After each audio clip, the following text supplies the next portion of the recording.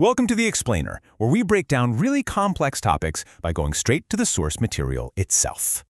So we've got a real puzzle for you today. How is it possible for one president to be seen as, on the one hand, a total historic failure, and on the other, an incredible success? We're going to dive right into the super divided legacy of Donald Trump to try and figure out, what are the frameworks that lead to these completely opposite conclusions? I mean, it is truly a tale of two completely different realities. On one side, you've got this overwhelming scholarly consensus. We're talking about a major 2024 survey of presidential experts that put Donald Trump dead last. Not just last, but 45th out of 45 presidents. But then you flip the coin, and supporters like the historian Victor Davis Hanson look at the exact same time period and see a record that's just, well, impressive. They're pointing to concrete stuff: jobs, energy, foreign policy. So the big question is, how do you even begin to reconcile these two views? Okay, so to get our heads around this, we're going to break it down into two parts. First, we've got to look at how presidential competence is even measured in the first place. Because, and this is the key, it turns out everyone is using a totally different scorecard. And then, second, we're going to dig into this really powerful and pretty controversial theory about presidential power that honestly just reframes the entire way you might think about the job itself. All right, so let's jump into that first lens, these conflicting ideas about competence.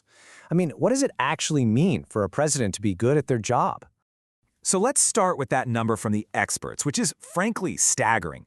In this 2024 survey from the Presidential Greatness Project, you have 154 scholars, and they're from all across the political spectrum, by the way, and they ranked Donald Trump 45th out of 45 presidents. Let that sink in. It's not just last place, it's literally the lowest score anyone has ever gotten in these kinds of surveys. Wow. So the really interesting part is how they get to that number. It's not just a gut feeling, right? These scholars are looking at a bunch of different categories. Things like moral authority, integrity, administrative skill. And Trump, he scored at the absolute bottom on things like avoiding crucial mistakes and how he handled international relations. But, and here's the counter-argument, critics of these surveys will tell you that the whole system is kind of set up to favor presidents who play by the traditional rules, who value bipartisanship and stick to established norms. And that, right there, brings us to the complete flip side of the coin. His supporters would argue that, hey, those traditional metrics, they're looking at all the wrong stuff. For them, competence has nothing to do with style or norms. It's about one thing: delivering real, tangible results. And this is where they make their case. They'll point right to the economy before COVID hit. I mean, unemployment was at a 50-year low, just 3.5%. We're talking record lows for Black and Hispanic workers. They'll also highlight huge legislative wins, like the big tax cuts in 2017, and major foreign policy victories, like the Abraham Accords and the U.S. becoming energy independent.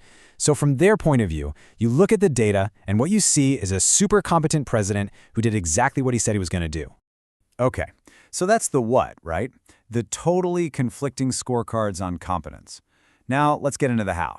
There's this big theory of presidential power that actually helps explain why these two completely different views can even exist at the same time. And that brings us to something called the Unitary executive theory. It's a really simple idea, but it's also pretty radical. It basically says that when the Constitution states the executive power shall be vested in a president, it means all of it, the whole shebang. The president is, for all intents and purposes, the CEO of the executive branch, with absolute authority to control and direct every single person and agency. Now, as you can probably guess, this is a huge point of debate. Opponents, like the political scientist Richard Ellis, say this whole thing is a dangerous myth. They argue it completely twists what the founders actually wanted, which was a system of shared powers, to prevent a presidency that acts like some kind of king. But then you have the proponents, like legal scholar Sai Krishna Prakash, and they argue the complete opposite. To them, this isn't some newfangled idea. No, they see it as the absolute foundation of our government structure. They believe it's essential if you want a strong, effective president who can actually get things done. And look, this isn't just some stuffy academic debate for a political science class.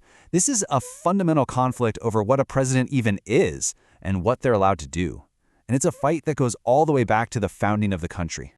So the argument for the unitary executive really boils down to one word: effectiveness. The idea is you need a single, powerful executive so the government can act fast and be decisive.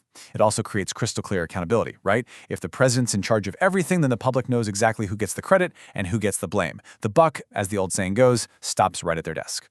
But the critics fire right back. They say, hold on a second, the entire point of the Constitution was to prevent that exact kind of concentrated power. They see a government of separated institutions sharing powers. The whole design, they argue, was to intentionally build in checks and balances, a little bit of friction to stop any one branch from getting too powerful.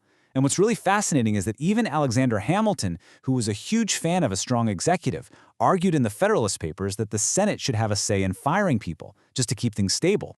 And this right here is how we start to solve our puzzle. It all clicks into place. See, if you're a believer in the unitary executive, then a president who fires people, issues a ton of executive orders, and tells the bureaucracy what to do, well, that president is being decisive. They're being competent. But if you believe in a system of shared powers, those exact same actions look like a dangerous, unconstitutional power grab. It looks like someone who's breaking all the norms and trying to tear down the whole structure of government. And that ultimately brings us right to the heart of this entire discussion. What is the fundamental role of an American president? Is the president supposed to be the decider? Someone who can just command the entire executive branch because the Constitution says so? Or is the president supposed to be the persuader? Someone whose real power comes from their ability to bargain, to build consensus, and to work with Congress and the courts? How you answer that one question pretty much frames everything else. And this debate is so much bigger than just one administration. This fundamental tension, this pull between a single command structure on one side and a system of shared powers on the other, it's been a central fight in American politics since the ink on the Constitution was barely dry.